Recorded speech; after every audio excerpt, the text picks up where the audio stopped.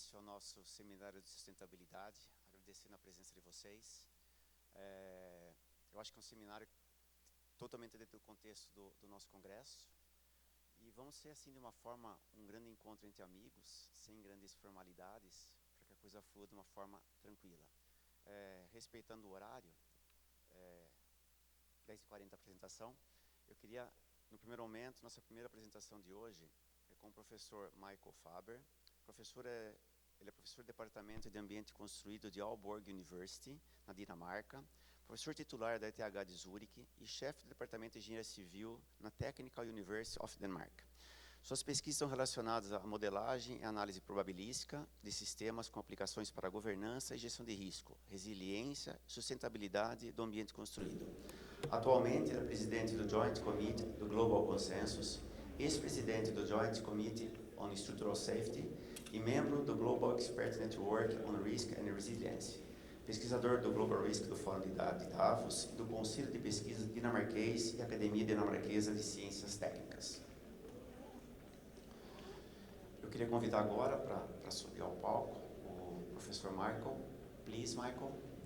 It's a pleasure to be here.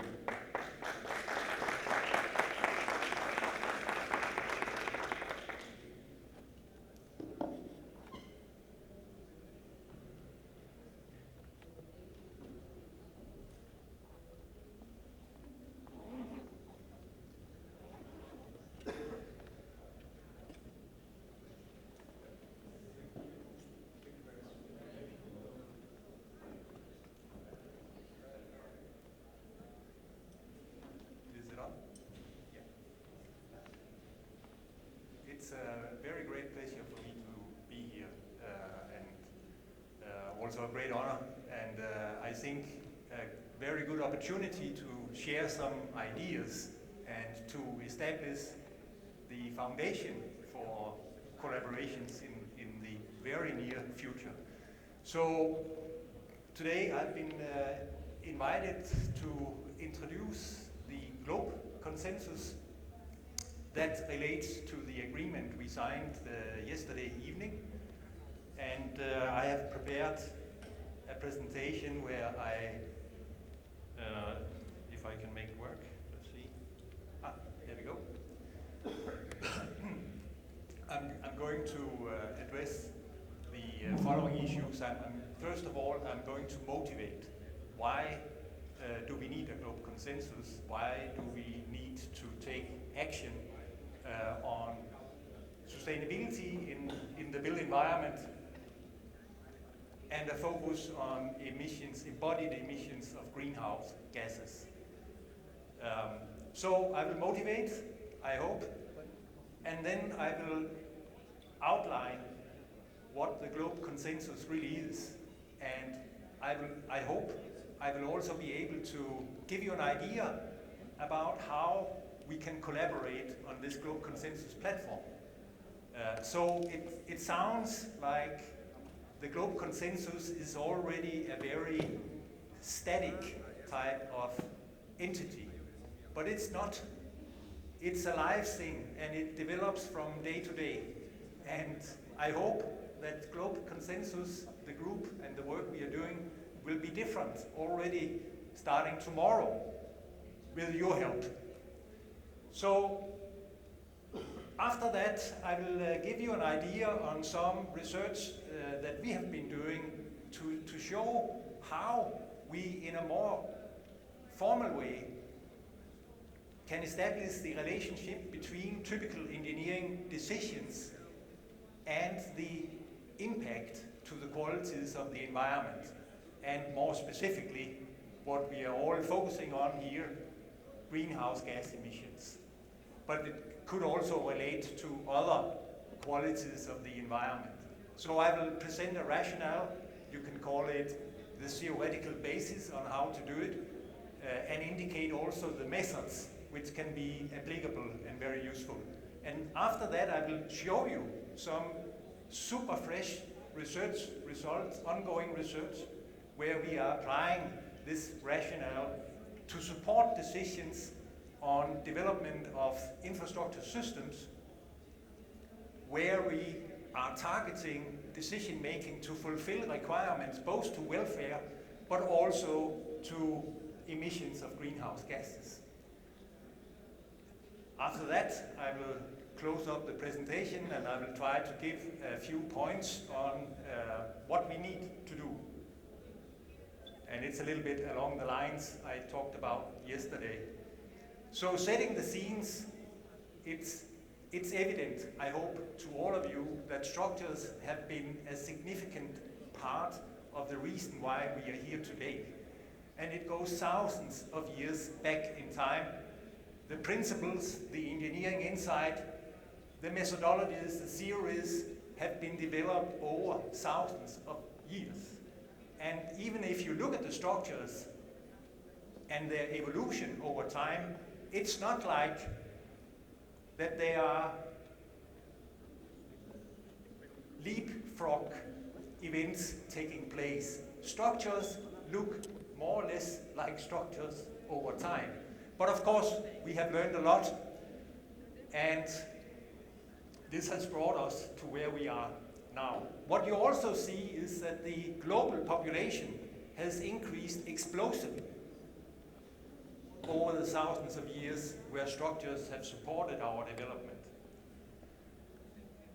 As a matter of fact, this is you can call a super simplistic socio-economic representation of functionality in society, but I think it's important to realize how things more or less relate to each other, how the built environment, how structures, they are important in order to facilitate the production, which again facilitates the development of economy, which then provides the means for developing welfare, investing into safety, investing into life-saving activities of different types, which in turn develops the human capital and the human capacity to improve, to engage in further production, in further development of infrastructure systems. But at the same time, of course, a part of this economy flows back into the development of the built environment and into the production facilities, into the infrastructure systems. So there is also some balances that need to be maintained for the system to function. But a big and important basis for this activity, this functionality in society, is that we are having available resources which we can draw on in order to feed in to the activities, not least for development of infrastructure. And we have to realize, and we are realizing more and more, that this utilization of natural resources and the damages which we are also imposing on the environment, we have to get that under control. So this is a little bit the basic mechanisms. Of course, in reality, there are much more complexity. There are the free market, which acts differently in different parts of the world, but following more or less the same principles. If we look at how best practices of structural engineering have developed, and with a focus maybe on how safety has been managed, then we see developments going 300 years back in time already. And of course, there were other measures taken even before that to ensure that safety was achieved and established at reasonable levels. But it was only like 70 years ago or so, with the famous Freudenthal and colleagues around him, 1947, who established the rationale coupling the safety performance of structures to a decision theoretical problem, and putting an emphasis on trying to understand and manage the uncertainties which are associated with the performances of structures. And since then, of course, lots of developments have been made, and many codes and standards for the design of structures have followed this rationale. And this is pretty much the basis which is available now at a global scale and used also at a global scale to more or less detail around the world for managing the safety. So, if you look around on the performance of structures, we can all agree, and if you look into the numbers, you have to agree that they are performing very safe. They also have the, let's say, other impacts to society. They do not only provide safety, they also provide functionality, as I indicated before. And in typical countries, they contribute with about 10% of GDP. They are responsible also for about 50% of global energy consumption if you include the heating and cooling systems in buildings over their lifetimes. They are responsible for about 20% of global greenhouse gas emissions. Now, this number I would like you to try to remember, because there have been many numbers flying around and there has been some confusion about these numbers. I will not go into the details of these confusions, but this is the number which is valid. So this is what you can count on, and it's a lower estimate. Concrete alone, as you know, is responsible for 6, 7, 8% of global CO2 emissions. And if we just look at the material flow, the built environment is responsible for around 90% of the total societal material flow if you measure in weight, in tons. So it's quite significant. If we look at the trends, the consumption of the volume of concrete in China over just a period of 2, 3, 4 years corresponds equivalent to a consumption in the North Americas over a century. So that gives you an indication that the volumes here also recently are massively large. And the global population, as we know, it's about to grow up until 2050 with an increase of about 40%, a little less than 40%, and we will be reaching close to 10 billion in 2050. So you can imagine that with this 40% increase, there will also be a corresponding increase on the need for new construction. And if you look at the continent of Africa alone, it's estimated that the amount of houses, the buildings in urban areas is going to increase with a factor of 5 up until 2050. So we are talking about massive needs already in the super near future. This is something which is going on right now. Alone in this decade, it has been estimated that the total number of square meters on the roof is going to double globally. And it's also quite clear what the implications of this all is. Now, if we are looking at the more serious consequences of these developments, colleagues of us working within the Resilience Center in Stockholm at KTH have come up with the concept of the planetary boundaries. And the planetary boundaries is a way of modeling the capacities of the Earth system to sustain the impacts that human civilization activities are imposing on the Earth system. And there are different boundaries which are addressed by this concept of the planetary boundaries. One of them is the assumed limit on how much greenhouse gas emissions the global atmospheric system can sustain without breaking down. And what does break down really mean? It means that the atmospheric stability is broken, that we will move into a period of time We don't know how long, but presumably thousands or tens of thousands or hundreds of thousands and even possibly millions of years of significant volatile fluctuations of the climate to a degree that we cannot have the civilization as we have it today. And the implications are also, as you all know, they are marked. We see them every day in different aspects. The IPCC, they have helped us to give us an insight on the implications on global temperature, and there has been a lot of research trying to downscale the global effects to local effects, and it all looks very serious. And it's not just so this is not a television show.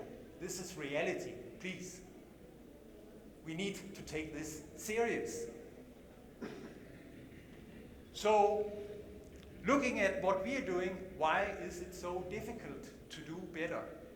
And there are several reasons for this. And one of the main reasons is that the construction sector is very much decentralized. It's comprised by an enormous amount of independent, more or less independent actors which are in fierce competition with a small margin to make a living. So a movement within all these actors in the market is very difficult to imagine without also imagining that some of all these actors are going to lose their share of the market and lose on the short term their income. This is one of the reasons. There are several other reasons. You have probably read them, so I will just skip in order to keep the time. I would like to show you again this IPCC figure, because in a way it points very clearly to one of the needs. If you look at these two scenarios, one for a homogeneous development of the global society, or you could call it a collaborative future among the nation states in the world. And the other scenario is regarded as the heterogeneous development of nation states in the world. So more or less independent, like it is now, everybody competing, trying to take benefit of opportunities, nation state wise. And you see the market differences in global temperature rise, homogeneous, heterogeneous. So it indicates strongly that we could get very far if our national leaders would have any visions and any capacity to try to develop the framework for a homogeneous global development. It doesn't look good right now. But it's one of the things we also need to point at, that we cannot be cleaning up after bad management infinitely. At some point in time, there has to be a better global management. It's not possible for engineers to fix bad management. And as it looks now, if we cannot uncouple growth and resource consumption in the understanding that resource consumption is also using the capacity of the Earth system to sustain our activities, the planetary boundaries. If we cannot do that, then it actually means that we have to build as little as possible. Now, that's not good for you guys, I understand that, but it's maybe the best thing for all of us in the long run. Now, with this setting, in 2019, we established a smaller international workshop at Tongji University, and we talked about where to go, what to do, and it ended out with a consensus paper which we called the Tongji Consensus. And one of the outcomes in this consensus paper you see here on the screen, we need nothing less than a transformative and united worldwide effort to be able to cope with this challenge. We need to join forces.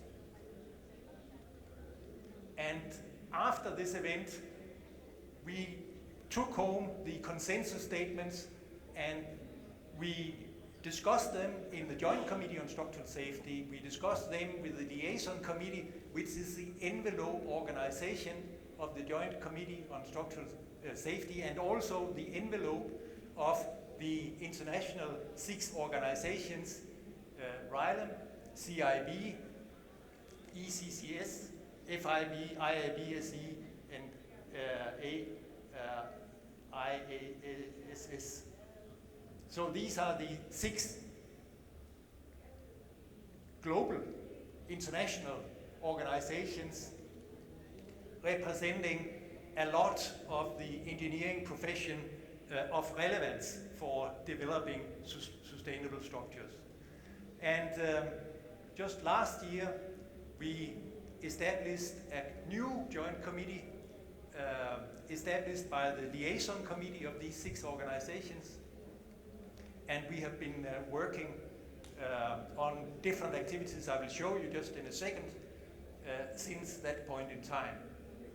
And the mandate of this new joint committee is to provide a platform for developing and disseminating, making available knowledge and bringing together the profession around the globe to identify how to ensure that we clean up the bad things that we are doing now and identify which are the good things that we can do. And this organization, in this way, it's representing 150 nation states and more than 5,000 professionals around the globe. You can go in, RILEM, I should say, has been one of the organizations supporting us very much, and we also have information available through the RILEM homepage. Right now we are developing our own homepage, and that will be released very soon. But you can also find the consensus document with this list of contents you see here. You can find that on this homepage in many different languages, including Portuguese. Here you see some of the initiating members of the committee, and this is just the list as it was initially. I hope that we will see some of your names there in the close future.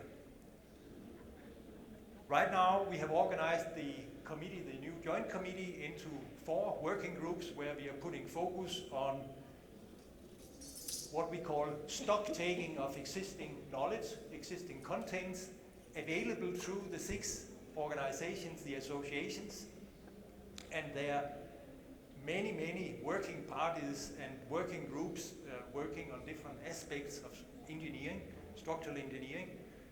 One working party looking specifically at materials and technology. One looking into the political aspects, how to bring this into policy, regulation, standards and codes. And one which is more a platform for dissemination, like a hub point where stakeholders from outside around the world can contact and achieve more information and interact with the Globe Joint Committee. I don't want to go into details here.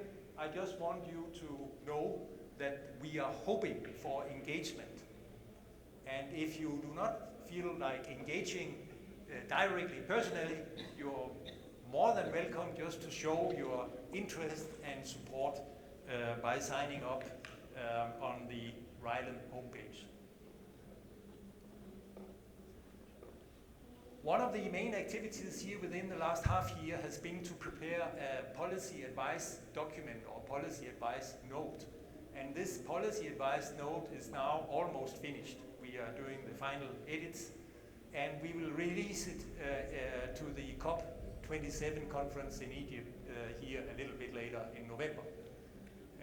and we are working on different means for doing that. It will be released shortly before the COP27, and it will be available in electronic form. So you will all be able to catch up on it. But the philosophy in this document is that we are pointing at things we can do now. We are not pointing at possible future super interesting research into technology or material or very complex accounting systems. Not at all. Our focus is to use the knowledge which is already available where it has the highest impact. And we believe this is exactly what is needed. Okay, so it seems that there is a little bit of disorder on this slide here, but now I would like to talk about just a few minutes on a rationale on how we can actually model the interaction between engineering decisions as you know them, design decisions, and the impact not only on safety, but also on emissions of CO2 and other impacts to the qualities of the environment. And there are three key aspects here, namely the first aspect which relates to the level of safety, or health and safety, welfare you could call it, and we take the avenue there to use the best available knowledge established by the Joint Committee on Structural Safety, namely utilizing the concept of the life quality index. It relates life expectancy at birth to GDP per capita and the fraction of life we spend to work. And based on this principle or concept, it's possible to derive insight for different societies on how much the society is not only willing to, but also has the capacity to invest into. The other aspect here concerns impacts to the environment, and here we take the approach, an idea of Hauschild some years ago, that we can simply use the principles of LCA, which have been developed for product evaluations. But I'll show you how it goes in this context.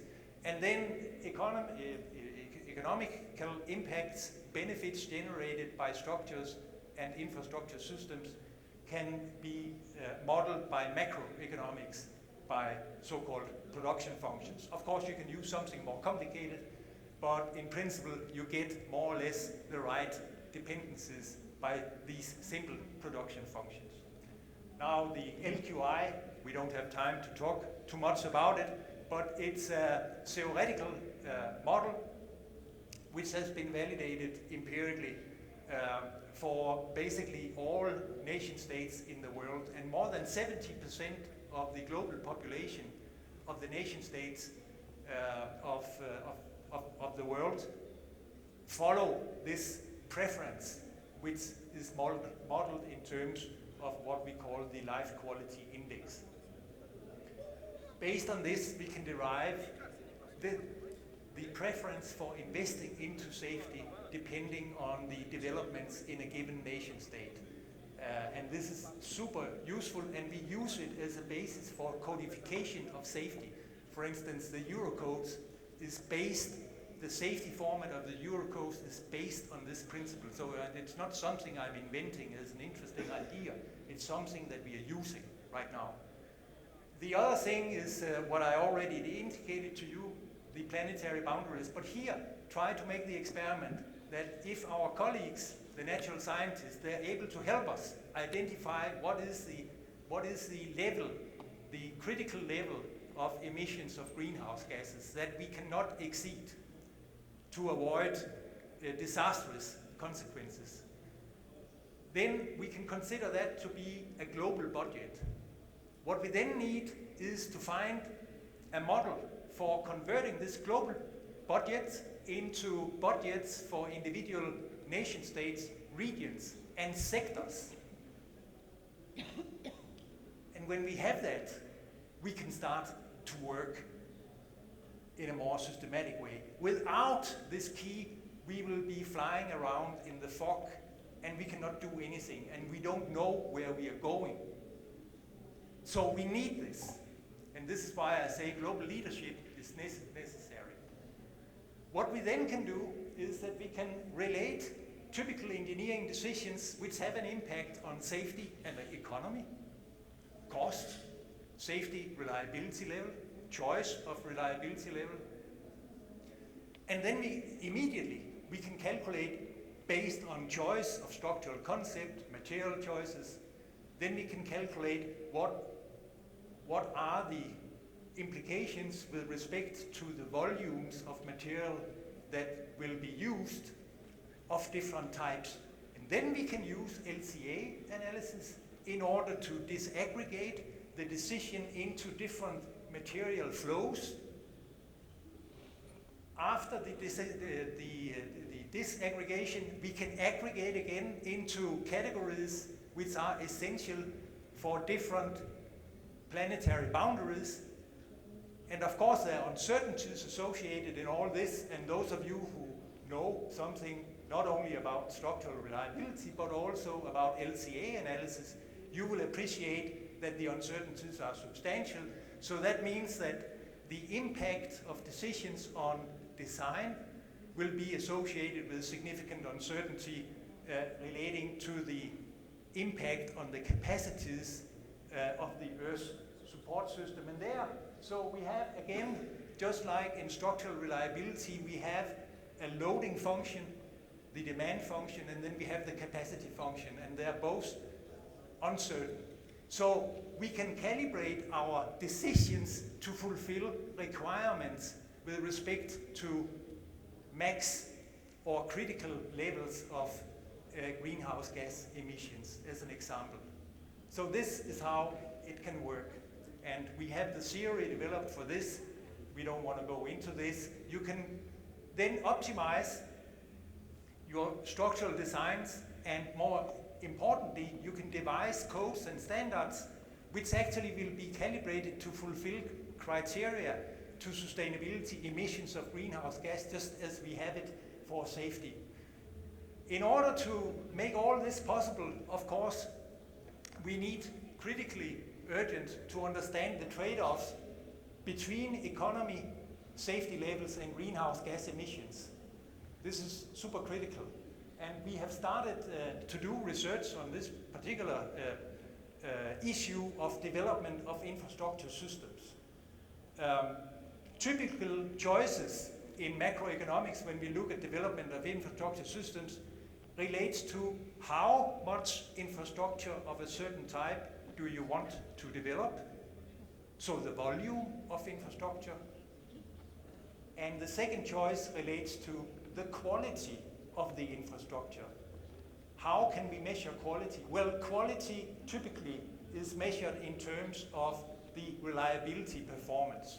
For instance, the safety with respect to disruptive events like earthquakes and floods, but it can also relate to the durability and the lifetime of structures due to degradation.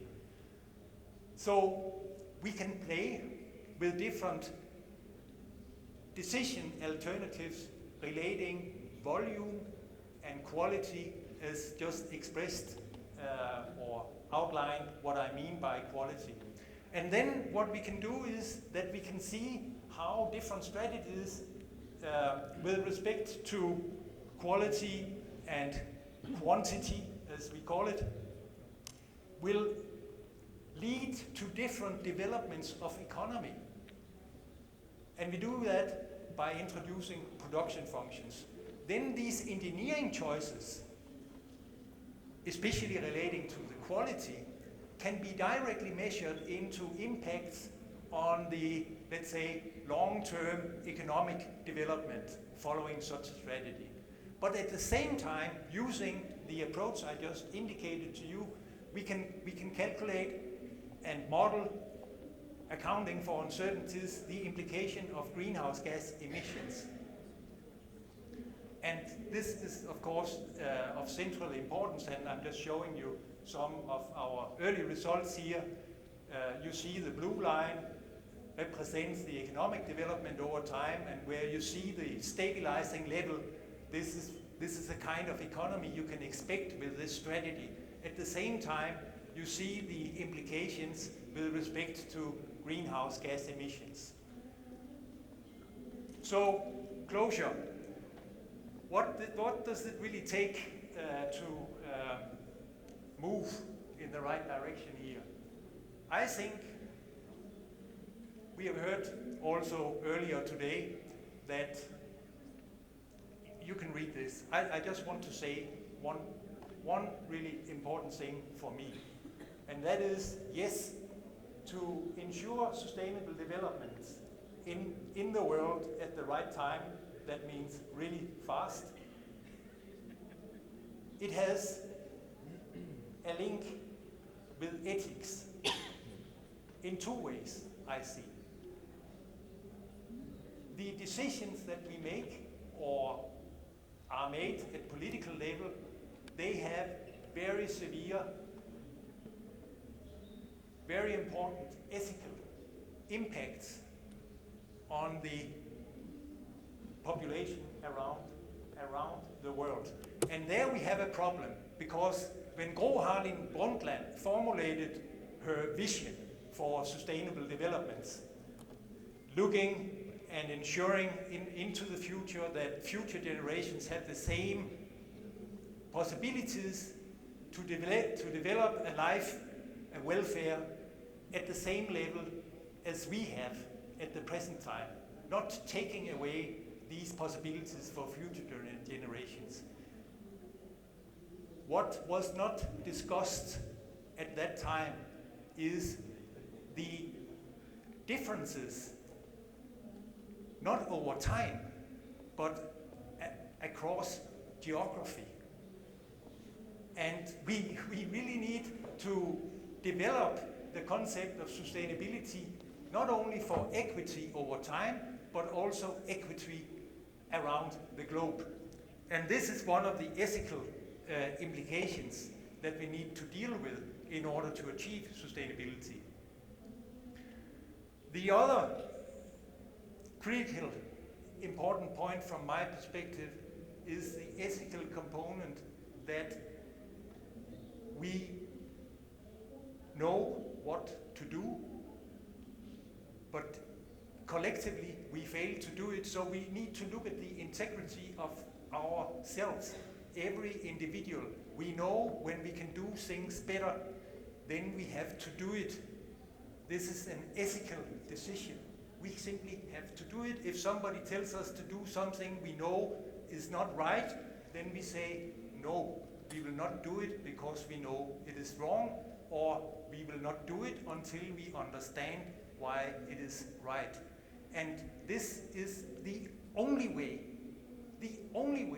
we can push sustainable developments. It has to come from the bottom, it has to come from the top, but it has to start with the people who know what is right and wrong, and that is people like you.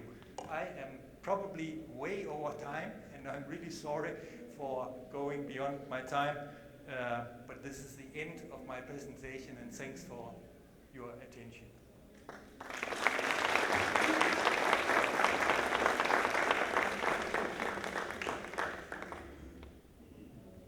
Thank you, Michael.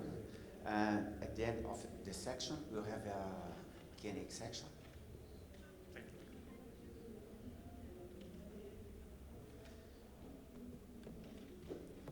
Michael, thank you very much to share with us our experience and your knowledge. Pessoal, inspirador, né? Acho que nós temos aí que enfrentar nosso dia. Nós preparamos o seminário com essa pegada, não pegada de CO2, com esse nosso movimento de tentar mobilizar os profissionais que estão aqui hoje, que nós tentamos buscar uma solução e essa proposta que o Bracon está trazendo para vocês hoje.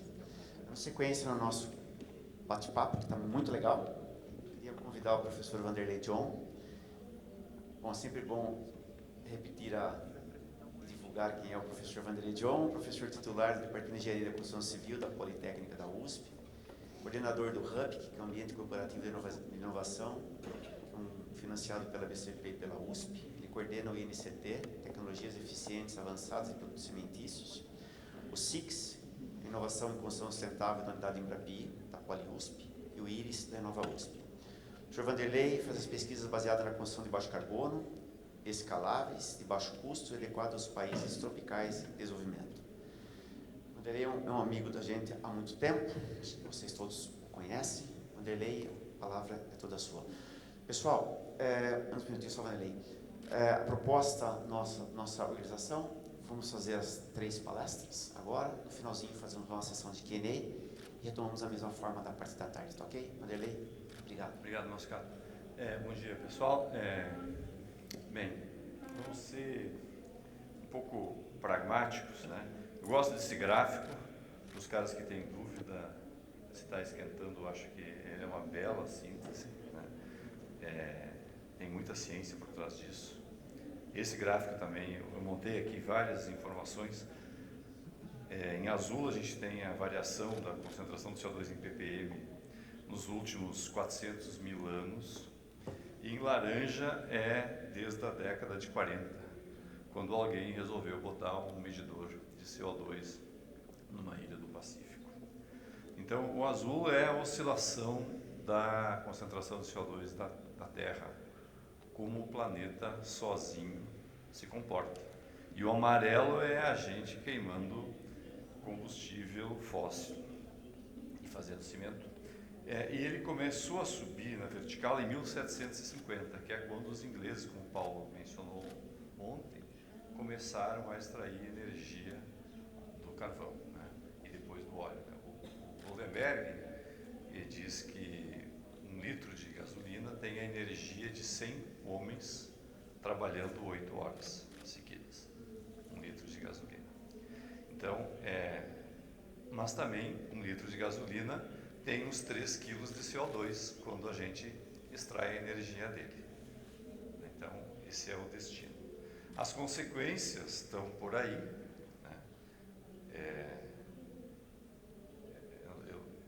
Eu não presenciei essas tempestades de areia lá no interior de São Paulo, mas houveram várias, né? Isso aqui não é a Europa no inverno, é Pirassununga, no interior de São Paulo, quente para chuchu, em outubro de 2021, né, que teve um ciclone bomba, nunca antes registrado, né, a temperatura caiu. Né. Então, o mundo está mudando e as causas, elas são, é bastante claro que as causas estão na nossa atividade, no que é a essência da nossa civilização, que é a energia. Nós não vivemos sem energia, sem cimento, sem concreto, sem aço, né? E gosto recomendo esse número da Economist, eles falam que com 3 graus centígrados ninguém estará seguro, né? Talvez o Elon Musk consiga ir para Marte, né? Mas os que ficarão aqui na Terra não estarão seguros, porque ou pega fogo, ou falta água, ou tem enchente e falta água, ou vai faltar energia. E aí tem enchente, falta energia. E isso é uma coisa fora de controle. Tá? Então, a gente sabe o que acontece na média, nós somos 3 graus de aquecimento, é uma coisa média, e ele não é muito importante, mas o que acontece é que o clima sai de controle e os eventos extremos começam a acontecer. Uma das coisas que depois a gente podia discutir com o Michael é como é que a gente vai tratar esses eventos extremos em termos de segurança estrutural. Nós temos janelas voando no Brasil por causa de vento. Não vou nem falar dos postos de gasolina, que nem precisam de muito vento para voar.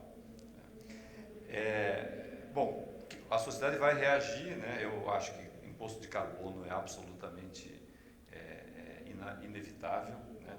Isso aqui é um trabalho do Fundo Monetário Internacional, eles eram contra, já estão começando a ficar a favor. Aqui tem um mapa do Banco Mundial mostrando quem já tem imposto de carbono ou tem mercado de carbono oficial, não um mercado secundário como a gente tem aqui no Brasil. Vocês vão ficar surpresos, mas a Argentina, Colômbia, Chile, África do Sul, todos têm imposto de carbono. É um imposto pequeno, mas vai subir. A GCCA, que é a Global Cement and Concrete Association, que pensa cimento e concreto do ponto de vista global, é muito importante. Eles também acham, e eles estão apoiando a precificação do carbono. O presidente da Volkswagen, aliás, as grandes associações industriais da Alemanha pediram para o novo primeiro-ministro que suba o imposto de carbono na Alemanha, que está muito baixo, 25 euros, é uma piada, eles querem 65.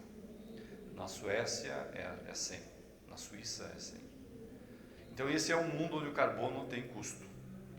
E quando o carbono tem custo, ele passa a mudar o que é tecnologia competitiva. Ele passa a definir o que é o nosso futuro. O custo do carbono vai chegar nos $100 a tonelada. E isso não é o custo que o carbono tem para a sociedade em termos de destruição de valor com esses eventos extremos. Esse é o custo, mais ou menos, da captura de CO2, a retirada e solidificação. Tem gente falando em 50, 70, mas no final o que está operando hoje de captura de CO2 está operando a 120 a tonelada. O Biden acabou de lançar um programa, o governo americano paga 85 hoje para dólares por tonelada de captura de CO2. Isso aí vai virar preço. Hoje é um subsídio, mas isso vira preço, vira custo. E custo, né? Não vou ser eu que vou dizer que dinheiro não é importante. Quem achar que dinheiro não é importante pode fazer uma doação, passo meu Pix e receberei de bom grado doação de todos vocês. A gente pode melhorar o Six, né, Janari, fazer umas coisas novas lá. E aí, esse aqui é o CO2 do cimento, ele tem duas fontes, o azul é a decomposição do clinker, a gente chama de processo, né? É o que aparece no inventário nacional, as pessoas acham que aquele valor do cimento no inventário nacional é a emissão do cimento brasileiro, aquilo é 60%, tem 40%, que é o térmico, que fica nas energias. Está por volta de 8%, 7%, depende de como é que você mede. Nós temos poucas emissões de outros gases de efeito estufa para a indústria do cimento e a gente tem trabalhado para a construção brasileira. Vamos medir só CO2, não vamos fazer GWP, porque 90% do nosso programa é CO2 é fácil de medir, mas a Fernanda discute detalhes. Cimento Portland, então, é impossível com zero CO2. Eu tenho que decompor o calcário, mesmo que a energia seja renovável. Tá? E isso diz que se é impossível e a indústria quer carbono zero, eu preciso capturar carbono. E para capturar CO2, é $100 a tonelada de CO2 capturado. Então, como vem com um custo. Né? Eu tentando imaginar uns cenários, o pessoal ficou bravo quando eu fiz. Enfim, a gente tem que começar a botar uns números para ver o que acontece. Né? Então, como é que o clinker pode subir, a taxa de carbono pode subir, o que seria o preço do cimento brasileiro com diferentes cenários e tal. Só para a gente ter uma ideia. Mas, basicamente, o custo do cimento, do clinker, mais ou menos dobra. O mais do que dobra se eu tiver taxa de carbono. O clinker é a parte mais cara do nosso cimento, mas não é a única, né? Eu tenho toda a infraestrutura, mas aqui está incluído o combustível e tudo mais. Né? O problema, né, aqui botando isso em termos de... Eu vou ter um custo de cimento, uma função do teor de clinker dentro do cimento.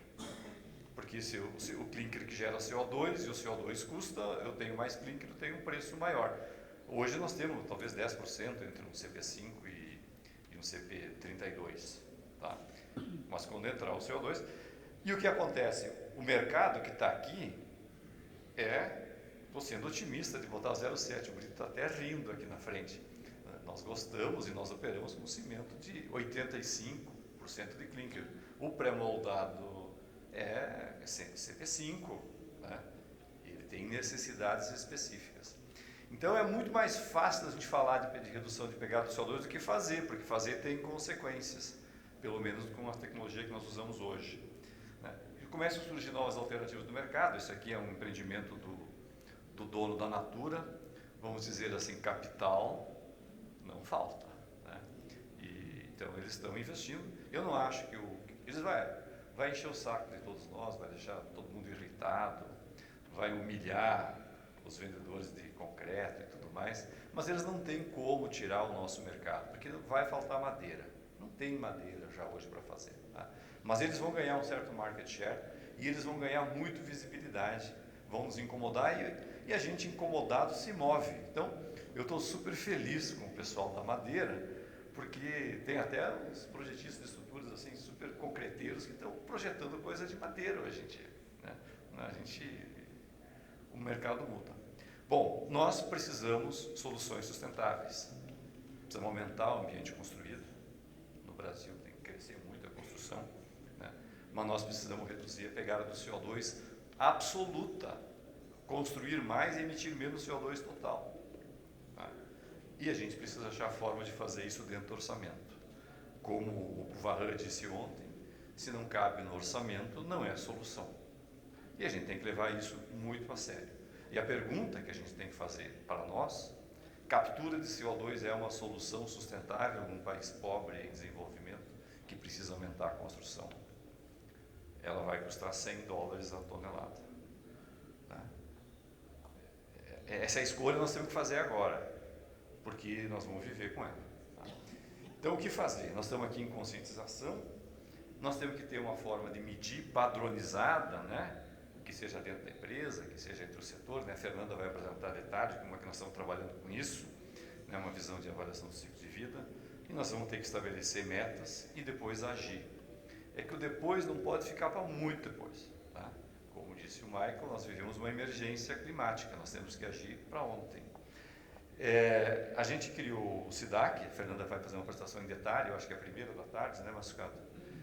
E a gente então vai mostrar como funciona, que é a métrica brasileira de pegada de CO2 para a construção. Vocês, entrando ali no link, vocês conseguem entrar no site, tem toda a documentação lá, né? Vai ter uma ferramenta que as empresas vão poder participar. Então nós temos uma métrica bem simples, né? Não é a ACV, os princípios da ACV estão registrados, mas a ACV que o Michael mostrou, ela é completamente não prática e impensável de ser usada para tomada de decisão. Ela é boa para você pensar, talvez, uma coisa numa macro escala. Esse é o nosso desafio. O cimento brasileiro tem agido, né? E eles já estão agindo e têm medido. Já tem uma métrica de CO2 do cimento na porta da fábrica.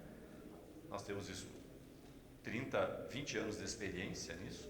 Os dados são bons, né? A gente olha para os cimentos do mercado e as coisas fazem sentido.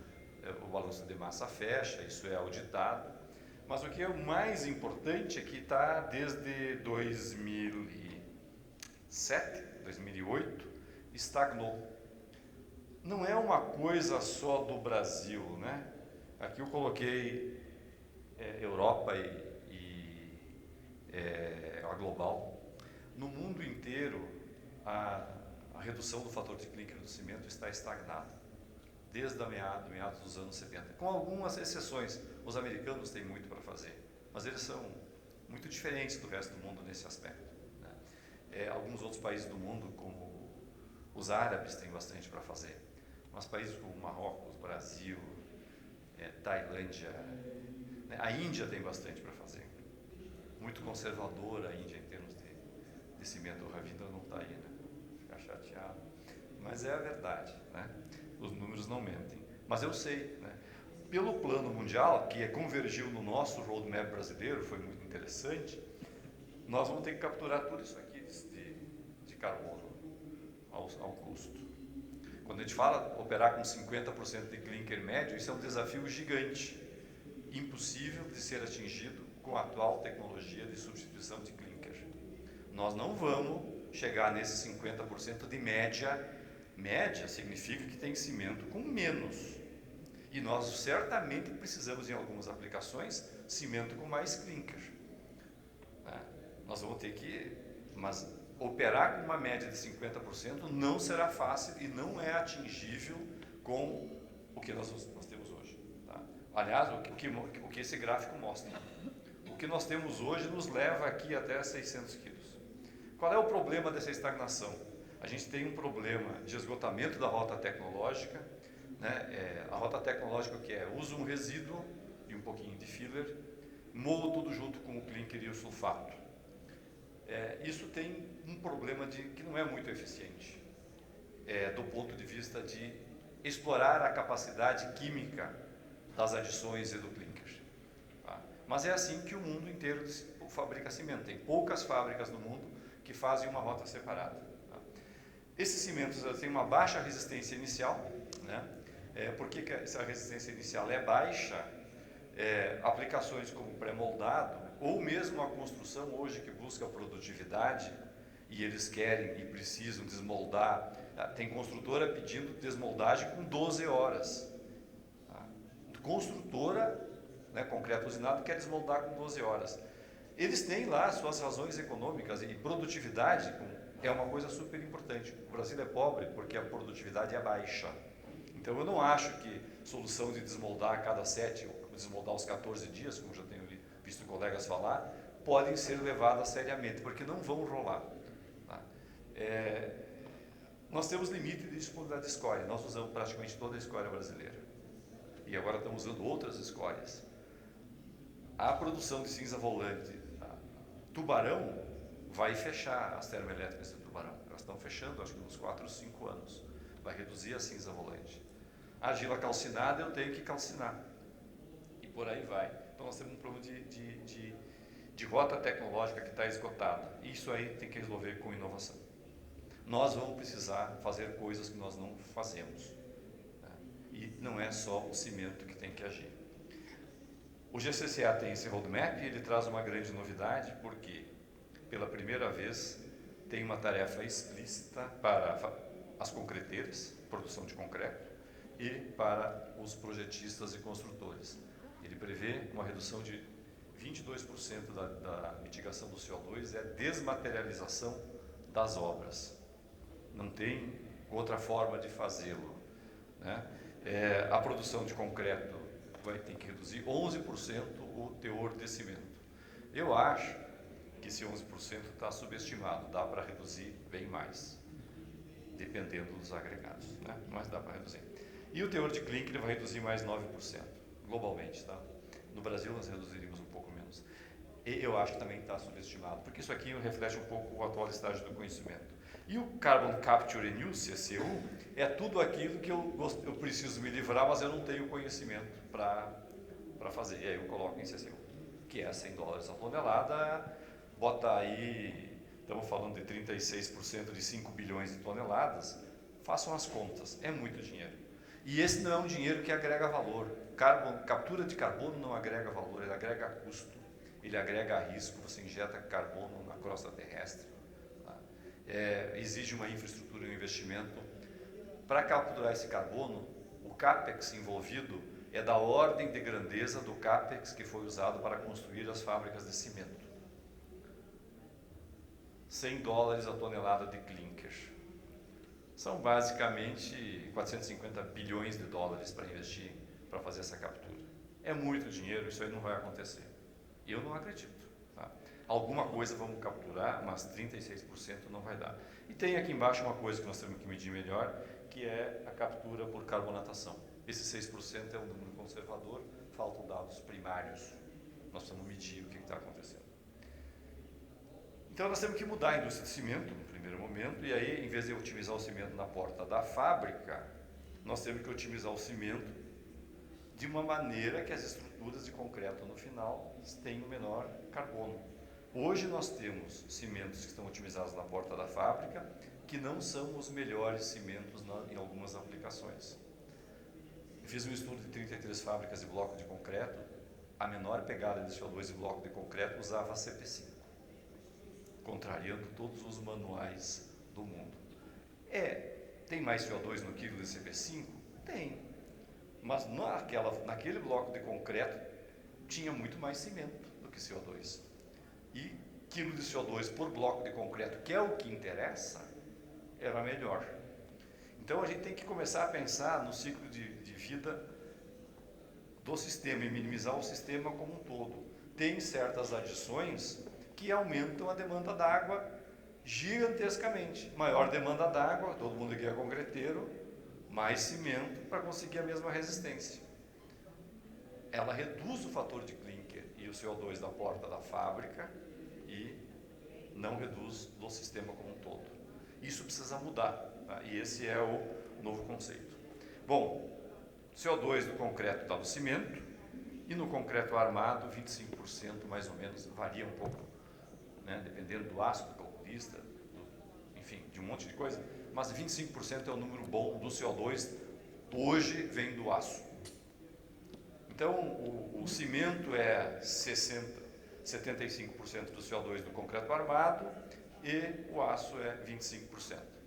Um pouquinho menos, porque tem um pouquinho da brita, etc. Se você estiver no meio da Amazônia transportando o agregado 400 quilômetros e cimento 1.200, aparece o transporte e a conta muda. Tá? Mas, para o grosso modo, é mais ou menos isso.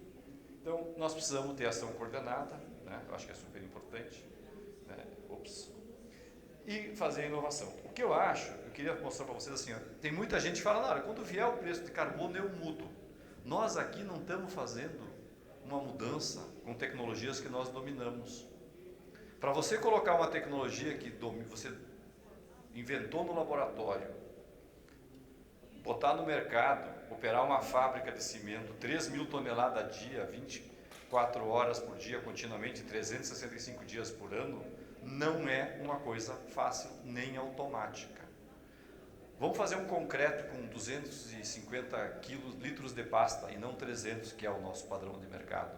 Dá para fazer, mas eu preciso desenvolver um fornecedor de agregado, preciso mudar meu aditivo, e eu preciso que tudo isso funcione de forma contínua, para abrir o boteco na segunda de manhã, oferecer aquele concreto e ele ter o desempenho esperado. Então, existe uma curva de desenvolvimento de tecnologia, esse modelo aí, que exige tempo e dinheiro. A hora de começar é agora. Né? A outra coisa que nós temos que mudar, eu sempre falo reduzir o teor de cimento, e o pessoal fala, e a durabilidade? Nós temos que achar a solução para os problemas. Nós precisamos reduzir a quantidade de ligante de clinker no concreto, ponto. A durabilidade é um problema, a solução não é mais cimento. Tem que ter outra solução, porque mais cimento é mais... Bom, eu sei que nós não gostamos de pintar, mas será que pintura não pode ser usada em alguns lugares? Será que o concreto aqui de dentro tem risco de corrosão igual do concreto lá de fora? Bom, mas é complicado de fazer. Bom, a gente escolhe, paga $100 a tonelada ou é complicado de fazer. E o complicado de fazer, do ponto de vista de engenharia, sabe o que significa? Mais negócio para engenheiro capaz. É isso que gera valor para a sociedade. A gente deveria aceitar um certo nível de complexidade, mesmo sendo egoísta, porque até nos favorece. Né? Bom, começam a surgir produtos no mercado. A Arcelor lançou esse X-Carbon, né? Tem esse Verify, tentou entrar no mercado brasileiro, né? Mas as concreteiras vão ter que mudar de alguma forma. Eu já acho que a gente tinha que tirar o caminhão de concreto. Vou ficar rindo aqui, mas eu já falei para ele um monte de vezes. O caminhão de concreto é uma ideia de 1800. Será que em São Paulo engarrafado é a solução? São as perguntas, né? Filler calcário tem muitos defeitos, mas ele acelera a reidratação e a resistência nas primeiras idades. Nós temos um problema com o atual filler calcário, porque ele vem por intermoagem. Tá? O que nós precisamos fazer para aumentar o teor e que nós precisamos controlar é a demanda d'água do cimento. Tá? Se eu não reduzir a demanda d'água do cimento, eu não consigo reduzir o consumo de cimento nos concretos. E nós não controlamos as demandas d'água de cimento. Eu hoje apresentei no Inovandi uma proposta de estudo nossa de fazer um benchmark de consumo de água de cimentos. Quanta água o cimento pede para que ele fique fluido. Porque enquanto o cimento ficar farofa, eu não tenho concreto, eu tenho farofa de pedra. Tá? Claro que a brita influencia, mas o cimento também influencia e todos nós aqui sabemos disso. Esta é uma variável fora de controle da indústria cimenteira. Nunca esteve controlada. Era complicado controlar, a gente não tinha granulômetro, nós não tínhamos os dispersantes, hoje nós temos, e mesmo com dispersante, a demanda d'água varia bastante. A gente criou aqui um modelo matemático, onde nós prevemos a resistência de qualquer concreto, qualquer cimento, sabendo qual é a água combinada, a água química, dividido pela água de mistura. É uma releitura do Power, só que fica uma reta e todas as idades estão na mesma reta. Funciona bastante bem, dá para ajustar traço, dá para ajustar formulação de cimento, tudo muito simples. Né? Aqui tem alguns exemplos da VDZ, que é a Associação de Portland, alemã. Eles reduzem com empacotamento, dispersão, né, usando filler, 30% a demanda d'água do concreto, e isto viabiliza reduzir em até 60% o teor de clinker dentro do concreto. Esse concreto aqui, ele tem 20 megapascal, 220 kg de cimento, faz o packing, reduz a água de 199 para 141 e você reduz o cimento para 90 quilos. Tá? Isso é produto comercial, tem uma aprovação técnica alemã, essa empresa de pré-moldado vende isso. Complicado escalar, porque nós ainda não sabemos operar direito isso, mas dá para fazer. Isso aqui é um projeto que a gente fez financiado pela Intercement, mais alguns resultados. A parte do fundo cinza é o nosso benchmark. Quilos de cimento por megapascal no mundo inteiro é esse gráfico. Tem esse gráfico em tcheco, em russo, em alemão. Enfim, esse é o benchmark da produção de cimento. E os pontos coloridos são os experimentos com esses concretos, onde a gente formula a pasta para reduzir a demanda d'água. Quando a demanda d'água reduz para ficar fluido, eu consigo trocar cimento por filler. Isso pode ser feito na fábrica de cimento com muito mais propriedade. Tá? A gente consegue concretos, né, 50 megapascal, 110 kg de CP5, tirando o filler. Tá? O volume de pasta é 260 litros, então vai o filler para encher lá. E a água, a relação água-cimento desse concreto, 1. Água-cimento CP5, 1. Se eu fizer água finos, 0,3. Isso funciona. E aqui está a pegada de CO2, dá para trabalhar. A gente também fez um experimento, usamos esses tipos de concreto para fazer essas estacas, como é que chama? Hélice contínua, né? Isso aqui é a exudação dessa estaca depois de meia hora. A Intercement misturava na lapa, né, Mascato? Transportava até a poli, 1h30 no engarrafamento de dezembro. A gente ajustava a consistência com aditivo e o concreto foi lançado. Tá? Aqui estão os resultados do estudo. A gente reduziu em relação à formulação padrão da Intercement, que já era melhor do que a especificada pelo projetista, que é 31% a água, o que permitiu a gente reduzir o cimento em 57% e a pegada de CO2 em 52%, feito com concreto de betoneira normal.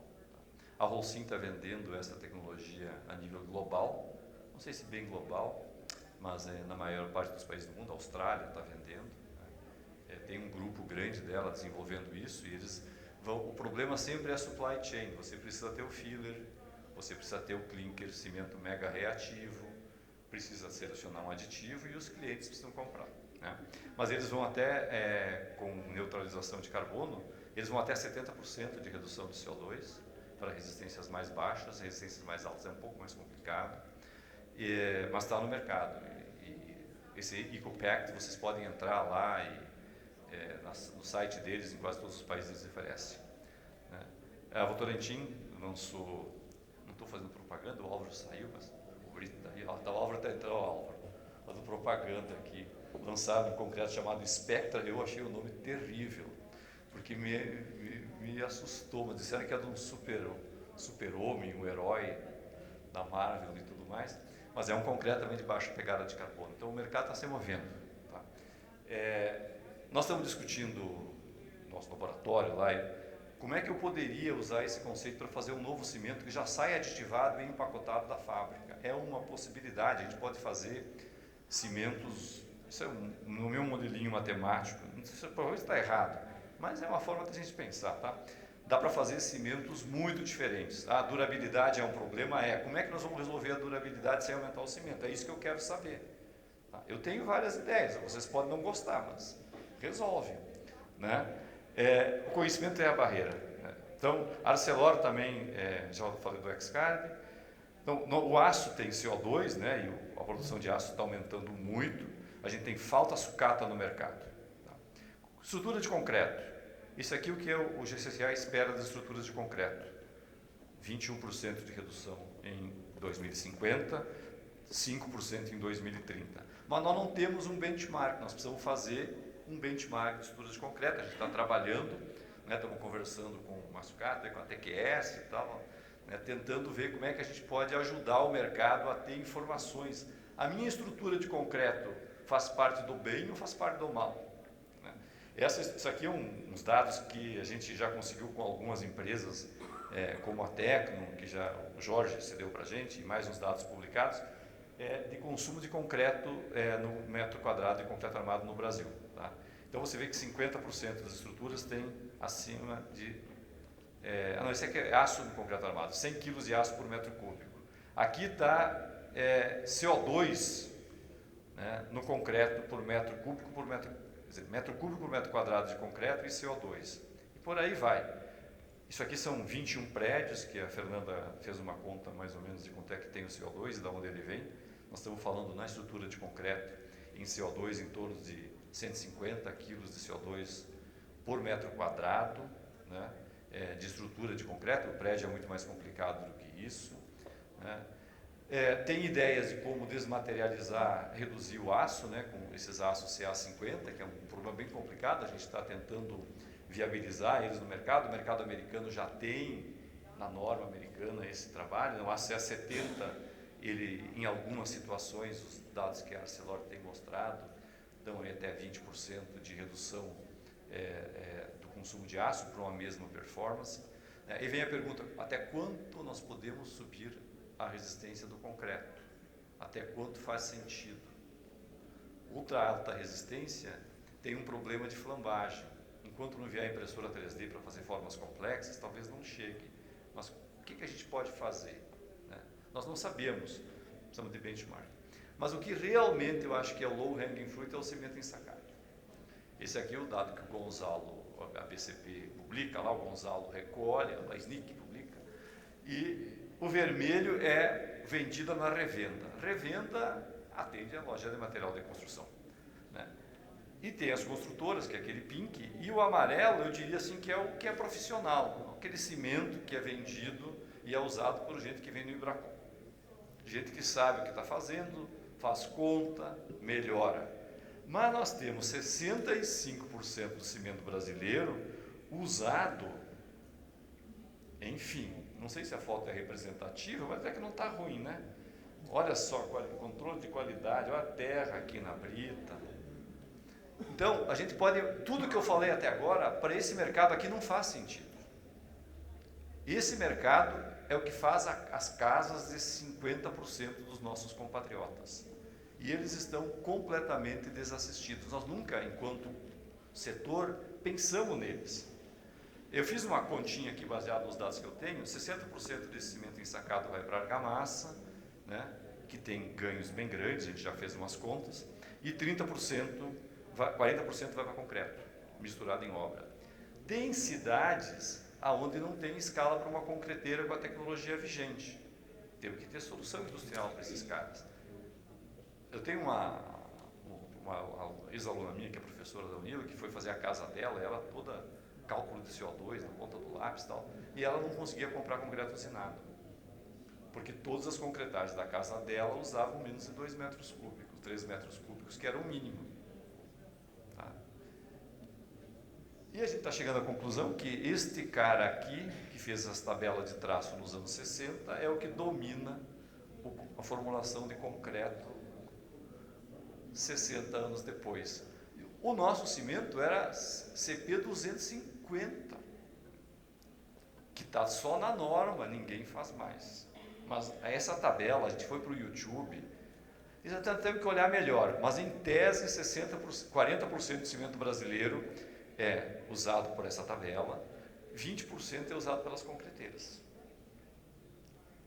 Só para colocar o gigantesco oportunidade de mercado que a gente teria na engenharia brasileira se tivesse um mínimo de distribuição de renda. Ninguém faz a casa porque não gosta do engenheiro, faz a casa porque não tem renda. A visão da engenharia de que a pobreza que me deixa rica é dar tiro nos pés. Tá? Bom, ele também tinha essa calculadora, que é aquela régua que você desliza e tal. É genial, cara. A ESC tem um monte de livros do cara, então eu pedi lá para mim olhar. Né? E aqui o traço do cara é 1 para 2 para 3, ó. 1 para 2 para 3 resolve qualquer problema, tal. Não tem otimização possível.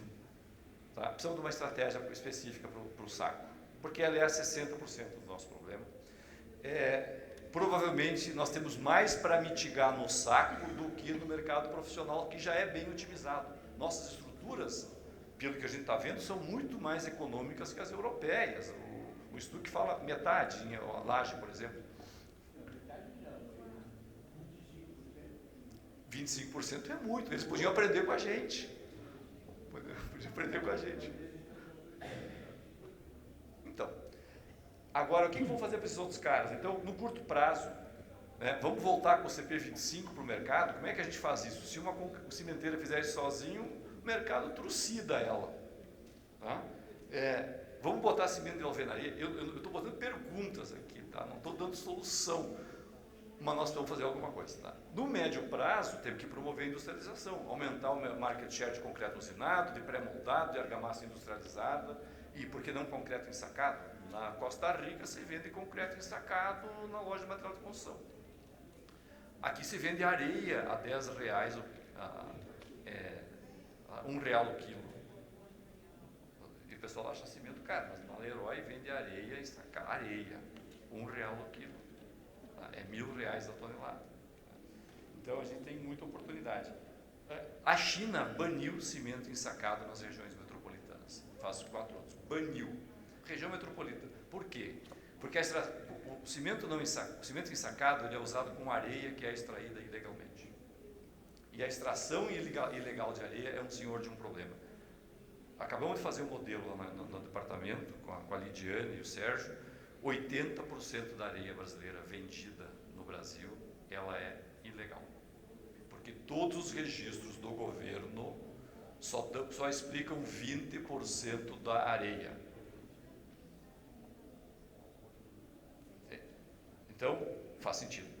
Bom, vamos fazer campanha no YouTube para tirar os pedreiros que fazem traço rico. Quem quer, entende? Acho que nós precisamos de olhar para isso aí, pegar dados, qual é os traços reais, qual é as resistências que eles estão optando e, fundamentalmente, qual é a resistência que eles precisam naqueles pilarzinhos que eles colocam nas casinhas e tudo mais. Tem uma tipologia, a gente tem que dar uma olhada para ver o que dá para fazer aí. Eu acho que isso aqui é um nosso dever enquanto cidadãos. Né? A gente acredita em inovação, a gente tem o Hubik lá, muitos de vocês aqui são parceiros lá do Hubik. É um conjunto de empresas trabalhando junto, 2 consórcios estão sendo assinados, temos um laboratório de 3D que está operando, né, começando a dar resultados. E a pergunta para vocês é, afinal de contas, o que cada um de vocês vai fazer para que o CO2 fique menor? Porque todos nós precisamos fazer alguma coisa, com cimento de preferência. Obrigado, gente. Obrigado, meu.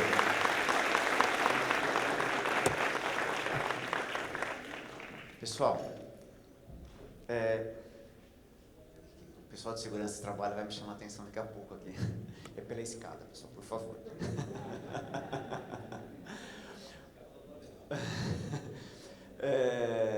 Vamos lá, pessoal. Eu preciso fazer uma pequena alteração na nossa programação, você deve ter percebido. No mundo atual, existem algumas novidades para nós. E nós teríamos uma palestra na presença do Eric aqui, vindo de Stanford. Ele estava no dia anterior, sentiu um pouco mal, foi para o aeroporto, fez o teste do Covid e ficou barrado lá em Stanford para vir para cá. Mas assim, num trabalho emergencial, nós se viram nos 30 aqui, ele fez uma gravação para nós, da palestra dele. Vou compartilhar a palestra dele com vocês e vou pedir para vocês o seguinte: se tivermos questões para serem encaminhadas para eles, eu receberei as questões, vou encaminhar para eles e respondo no nosso site, encaminho e-mail para vocês. Mas vocês me perdoem, mas são coisas que acabam acontecendo no atual momento, não tem como a gente fugir desses detalhes. Bom, o chefe foi para o outro evento dele, então a gente brinca entre os coordenadores, né? Olha, está muito legal esse nosso bate-papo aqui, nós trabalhamos muito sério para montar esse nosso seminário, e a parte da tarde também vem na mesma pegada, ou seja, trazendo um pouco mais para as questões brasileiras, e como foi colocado, nós temos que arrumar alguma solução e propor uma solução para o nosso problema, que ele de fato ele é bastante sério, ok? Bom, vamos lá, pessoal. O Eric vai apresentar para nós a apresentação de tecnologias emergentes para a descarbonização do cimento e do concreto. O Eric é um especialista em descarbonização, especialmente em cimento e em concreto. Trabalhou com tecnologia limpa na Breakthrough Energy Ventures e tem larga escala de experiência na indústria de cimento e na atuação na Europa e nos Estados Unidos. Ele é mestre pela Universidade de Stanford. E eu só queria fazer uma gentileza, por questões e compromissos que o Eric tem no seu dia a dia, pediria que a equipe da gravação, eu não posso ter essa gravação registrada, pessoal do meu suporte aqui, vamos lá?